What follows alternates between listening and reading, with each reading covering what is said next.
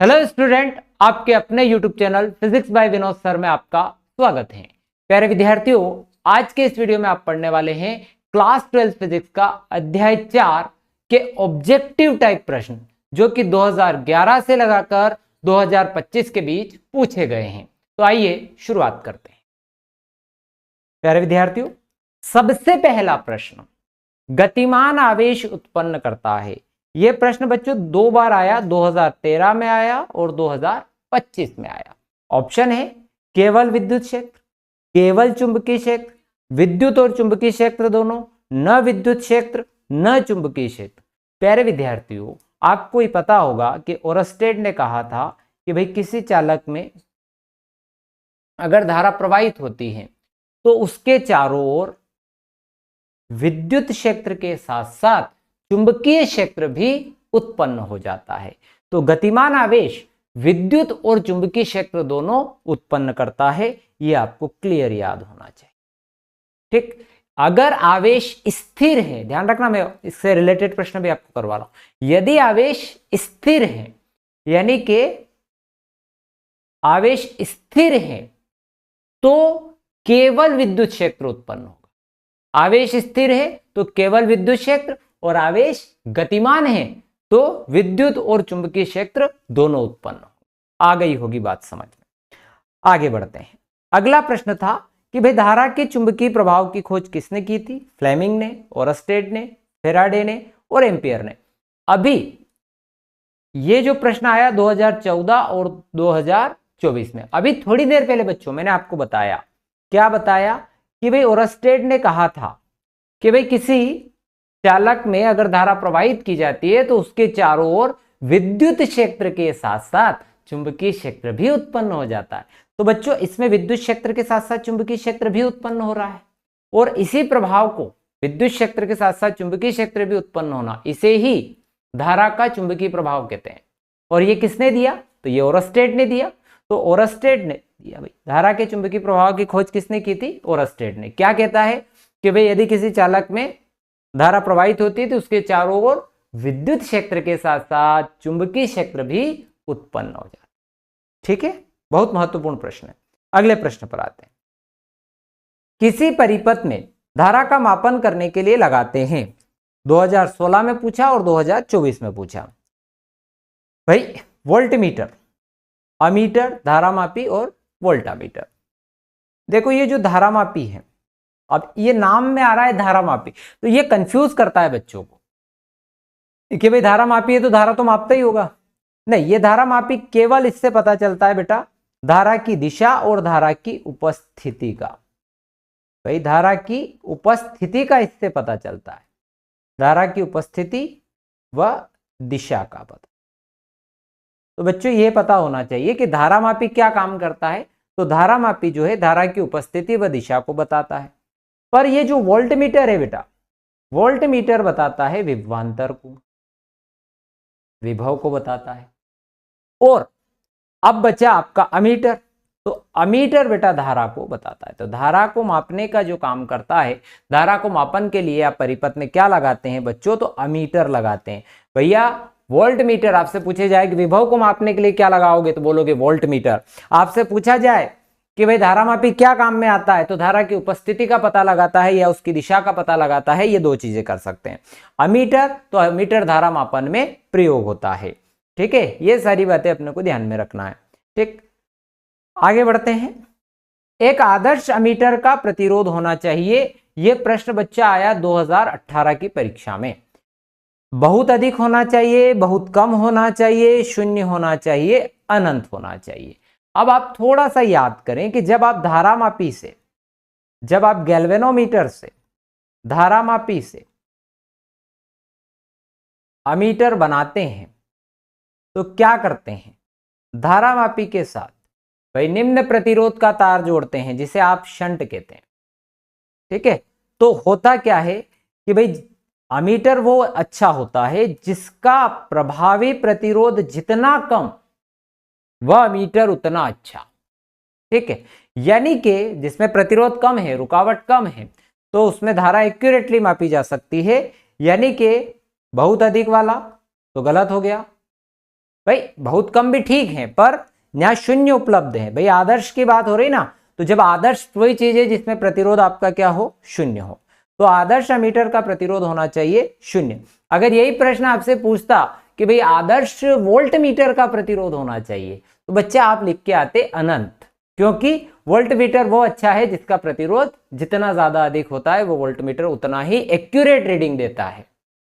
भाई अमीटर का प्रतिरोध जितना कम होगा वो उतनी अच्छी एक्यूरेट रीडिंग देगा, उतनी सही रीडिंग देगा, और उसी प्रकार से वोल्ट मीटर का प्रतिरोध जितना ज्यादा होगा उतना ज्यादा वो सही रीडिंग देता है। तो ये दोनों ही एक साथ हो गए आपके। तो आदर्श वोल्टमीटर का पूछे तो क्या लिख के आओगे, आदर्श वोल्टमीटर का प्रतिरोध अनंत होना चाहिए और आदर्श एमीटर का प्रतिरोध होना चाहिए शून्य। अगले प्रश्न, चुंबकीय क्षेत्र की तीव्रता का मात्रक है न्यूटन एम्पियर मीटर, न्यूटन प्रति एम्पियर वर्ग मीटर, न्यूटन प्रति एम्पियर मीटर वर्ग, न्यूटन प्रति एम्पियर। प्यारे विद्यार्थियों, हम लोगों ने लोरेंज बल पढ़ा, F बराबर QVB साइन थीटा। ठीक है, अब आपको मान लो B निकालना है, तो ठीक, तो अब आ जाएगा F अपॉन QV। एक मात्रक तो आप यहां से निकाल सकते हो, एक मात्रक आप इसका ही एक ग्रुप है जो चालक में प्रवाहित धारा प्रवाहित हो रही है, तो उस परिस्थिति में ILB से निकालेंगे, तो B बराबर F बाई IL। ठीक, अब इसका जो मात्रक होता है इसका होता है आपका न्यूटन, धारा का एम्पियर और लेंथ का मीटर, तो न्यूटन प्रति एम्पियर मीटर। भाई ये वाला प्रश्न का उत्तर तो मिल गया।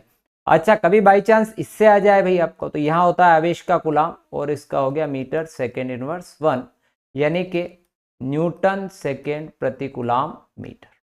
ये भी इसका मात्रक हो गया चुंबकीय क्षेत्र की तीव्रता का या चुंबकीय क्षेत्र का।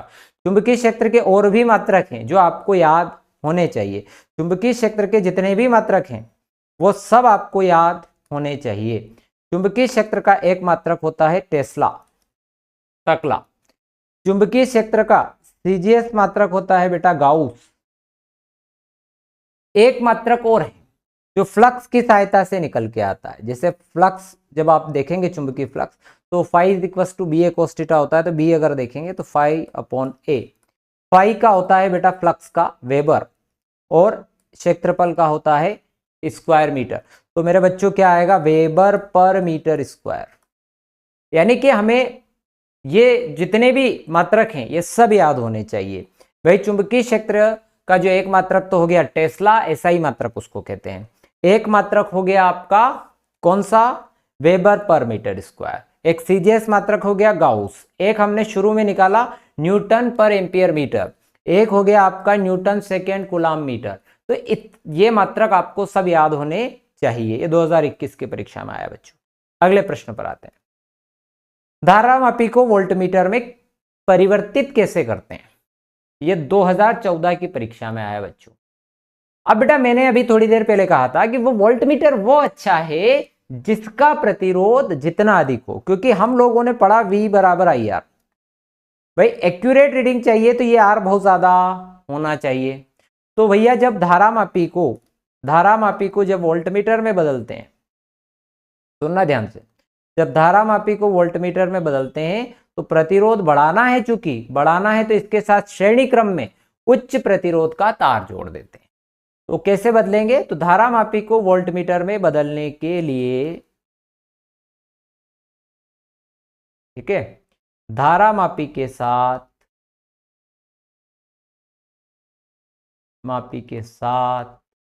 श्रेणी क्रम में उच्च प्रतिरोध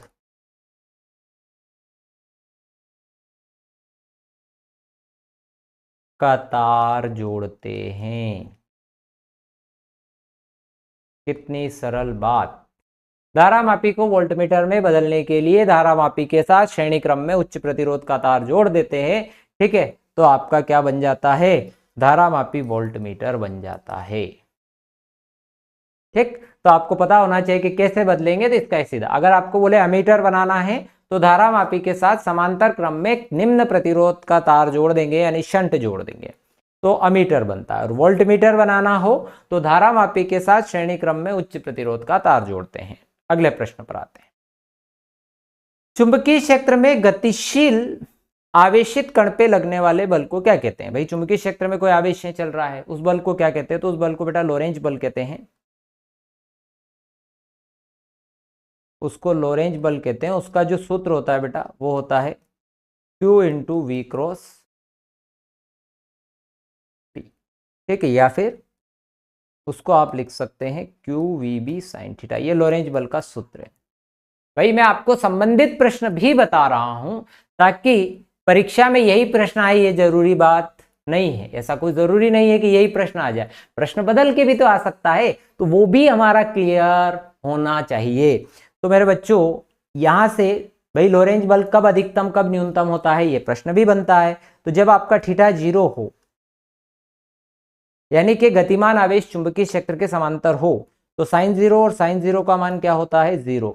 तो उस कंडीशन में आपका न्यूनतम होगा। अधिकतम कब होगा? तो साइन 90। जब चुंबकीय क्षेत्र, गतिमान आवेश चुंबकीय क्षेत्र के लंबवत होता है तो आपका ये लोरेंज बल क्या होता है? अधिकतम होता है। ठीक, अगले प्रश्न पर आते हैं। धारावाही परिनलिका चित्र की भांति रिक्त स्थान की भांति व्यवहार करती है ना। ये 2022 में आया मेरे बच्चों। अब धारावाही परिनलिका अपन ने पढ़ी है ना। परिनलिका आप लोगों के दिमाग में आ गई होगी, जिसकी मैं बात कर रहा हूं। ये परिनलिका, धारावाही परिनलिका एक चुंबक की भांति व्यवहार करती है। उसमें क्या है? दोनों ध्रुव बन जाते हैं, N और S, पूरी चुंबक की तरह दंड चुंबक की भांति व्यवहार करती है। तो धारावाही परिनलिका किसकी भांति व्यवहार करती है? तो दंड चुंबक की भांति व्यवहार करती है। अगले प्रश्न पर आते हैं। विद्युत परिपथ में वोल्टमीटर को सदैव जोड़ते हैं। भैया ये 2022 में आया। अब मैंने कहा कि वोल्टमीटर बनाया कैसे? हमने वोल्टमीटर बनाया ऐसे कि धारामापी लिया, उस धारामापी के साथ श्रेणी क्रम में उच्च प्रतिरोध का तार लिया। भाई हमने धारामापी लिया और उस धारामापी के साथ श्रेणी क्रम में उच्च प्रतिरोध का तार जोड़ा, तभी तो आपका वोल्टमीटर बना। तो जब हमने वोल्टमीटर बनाया था बेटा, तो धारामापी के साथ हम उच्च प्रतिरोध का तार जोड़ रहे थे श्रेणी क्रम में। अब इस वजह से इस धारा जो हमारा वोल्टमीटर बना, इस वोल्टमीटर का प्रतिरोध उच्च हो गया। अब परिपथ में भी आप इसे श्रेणी क्रम में लगा दो, मान लो, समझ रहे हैं अपन इसको कि भाई परिपथ में भी मैंने श्रेणी क्रम में लगा दिया, तो प्रतिरोध बहुत उच्च हो जाएगा, इतना ज्यादा हो जाएगा कि इस वोल्टमीटर में कोई विक्षेप नहीं होगा। तो अब क्या करें? तो कुछ नहीं करना है, इसको समांतर क्रम में जोड़ते हैं। परिपथ के साथ इसको कहां जोड़ेंगे? तो परिपथ के साथ इसको समांतर क्रम में जोड़ा जाता है। तो वोल्टमीटर को परिपथ में कैसे जोड़ते हैं? तो सदैव समांतर क्रम में जोड़ते हैं। अगर आपको यही प्रश्न अमीटर के लिए पूछे तो उसको आपको लिखना है श्रेणी क्रम में। ठीक वहां पर उल्टा रीजन है, क्योंकि वहां प्रतिरोध कम हो गया और वहां भी आप समांतर में जोड़ दोगे तो और कम हो जाएगा, और कम हो जाएगा तो वो कोयल जो है, उसकी कुंडली है, वो जल सकती है, उसका जो पॉइंटर है, जो संकेतक है, वो टूट सकता है दीवार से टकरा के। तो ये सब घटनाएं हो सकती हैं। तो जो अमीटर है बेटा, अमीटर को सदैव किस क्रम में जोड़ोगे? रट लेना, सदैव किस में जोड़ोगे? परिपथ के अंदर, श्रेणी क्रम में। वोल्टमीटर को सदैव किस क्रम में जोड़ोगे? समांतर क्रम में जोड़ोगे, परिपथ में। ठीक, और जब वोल्टमीटर बनाना हो तो धारामापी के साथ प्रतिरोध कैसे जोड़ोगे? उच्च प्रतिरोध, तो श्रेणी क्रम में जोड़ेंगे। ठीक है, ये बातों को ध्यान देना है। शंट के उपयोग से धारामापी है ना, शंट के उपयोग से धारामापी की रिक्त स्थान कम हो जाती है। भाई शंट लगा दिया, शंट लगाया ना आपने, प्रतिरोध ही लगाया आपने, तो शंट लगाने से धारामापी की जो सुग्राहिता होती है, सुग्राहिता होती क्या है बेटा? सुग्राहिता यानी सेंसिटिविटी, इंग्लिश नाम है इसका। मतलब आपने उसको हल्का सा भी अगर करंट देते हैं और उसमें अगर डिफ्लेक्शन हो रहा है तो हम कहेंगे कि उसकी सुग्राहिता अधिक है। और अगर थोड़ा करंट देने पर, बिल्कुल बहुत कम करंट देने पर डिफ्लेक्शन बिल्कुल भी नहीं हुआ, तो हम कहेंगे कि इसकी सुग्राहिता कम है। तो इसकी सुग्राहिता क्या हो जाती है? कम हो जाती है, यानी सेंसिटिविटी कम हो जाती है। ये 2023 में आया बच्चों। अगला प्रश्न है, किसी चुंबकीय क्षेत्र में स्थिर आवेश पे लगने वाले बल, लोरेंज बल में शून्य होता है। शून्य सत्य अथवा असत्य? बच्चे जब मैं ये कह रहा हूं कि जब लोरेंज बल की बात कर रहे हैं, चुंबकीय क्षेत्र में बात कर रहे हैं, पूछा एक प्रश्न इसी उद्देश्य से है, हालांकि लोरेंज बल जो होता है सामूहिक रूप से, लोरेंज बल जो होता है सामूहिक रूप से ये होता है बेटा। पर हम जिसको प्रश्न जिस परिप्रेक्ष्य में पूछा गया है एमपी बोर्ड में, जिस तरह से पूछा गया उस परिप्रेक्ष्य में ये कहा गया कि भाई गतिमान आवेश चुंबकीय क्षेत्र में है तो स्थिर आवेश है, तो आवेश अगर स्थिर है तो आवेश स्थिर है तो केवल उस पर जो है विद्युत बल लगेगा, चुंबकीय बल क्या हो जाएगा, शून्य हो जाएगा। तो इस वजह से यहाँ पर लोरेंज बल शून्य होता है। तो ये सही बात है, ये सत्य बात है भाई। ये क्यू जीरो कर दो तो एफ आपका क्या हो जाएगा, जीरो हो जाएगा। ठीक, और वास्तव में पूरा अगर लोरेंज बल लिखना हो तो वास्तव में लोरेंज बल ये होता है, कौन सा, विद्युत बल और चुंबकीय बल का जो योग होता है वही लोरेंज बल होता है। पर हम अधिकांश समय में ऐसा मान के चलते हैं, हम ऐसा लिख भी देते हैं कि गतिमान आवेश पर लगने वाला जो है चुंबकीय क्षेत्र में गतिमान आवेश पर लगने वाला बल लोरेंज बल यानी एफ बराबर क्यू बी साइन थीटा होता है। पर ध्यान दें पूरा तो वास्तव में ये है। तो लोरेंज बल क्या है, तो लोरेंज बल हो गया एफ बराबर क्यू बी साइन थीटा, और अगर स्थिर आवेश पे लगेगा तो क्या हो जाएगा, शून्य हो जाएगा। अब ये जोड़ी है जो हमने सभी ईयर के प्रश्नों से मिलाकर बनाई है। सबसे पहला लोरेंज बल है, देखो मैंने कहा था वही कहानी हुई कि भाई ऐसी स्थितियां बनती हैं, ये लोरेंज बल हो जाएगा आपका। ठीक है, फिर चुंबकीय क्षेत्र की तीव्रता जो है, ठीक है, तो चुंबकीय क्षेत्र की जो तीव्रता है उसका जो मात्रक है वो हो जाएगा टेस्ला। मैंने बता ही दिया आपको सारे मात्रक, वेबर पर मीटर स्क्वायर और सब बताए, न्यूटन पर एम्पियर मीटर, सब चुंबकीय क्षेत्र के। चल कुंडल धारामापी जो है वो धारा के चुंबकीय प्रभाव पर आधारित होता है। और जो वायु सावर्ट का नियम है वो आपका ये हो गया dB बराबर mu naught by 4 pi ideal sine theta by R square. अब आपका ये जो बचा है ये इससे हो जाएगा कि धारावाही परिनलिका के केंद्र पर चुंबकीय क्षेत्र की तीव्रता का सूत्र है तो B बराबर mu not NI by 2R। ये मैंने सभी सालों में 15 में, 17 में, 18 में, 19 में, 21 में जोड़ी में जो प्रश्न थे उनको बनाकर सभी की मिलाकर एक जोड़ी बना दी। तो बच्चों मैं आपके लिए पूरा एफर्ट लगा रहा हूँ भाई, आप लोगों को मैं अभी तो मैं PYQs ले रहा हूँ ऑब्जेक्टिव में, हर चैप्टर के मैं कंसेप्ट के साथ ऑब्जेक्टिव भी आपको करवाऊंगा। ठीक है, तो सारी चीजें ऑब्जेक्टिव के लिए आपको इधर उधर भटकने की जरूरत नहीं पड़ेगी। सारे ऑब्जेक्टिव जो आपके 23 नंबर के आते हैं बोर्ड परीक्षा में वो मैं करवा दूंगा। और मैं इतना विश्वास दिलाता हूं कि अगर आपने मेरे सारे वीडियो देखेंगे तो आपका मुझे लगता है कि एक भी ऐसा ऑब्जेक्टिव नहीं होगा MP बोर्ड के अंदर जो आप नहीं कर पाएंगे। तो प्यारे विद्यार्थियों, अभी तक आपने चैनल को सब्सक्राइब नहीं किया है तो सब्सक्राइब कीजिए, अपने दोस्तों के साथ शेयर करना मत भूलना। थैंक यू वेरी मच, मिलते हैं नेक्स्ट वीडियो में।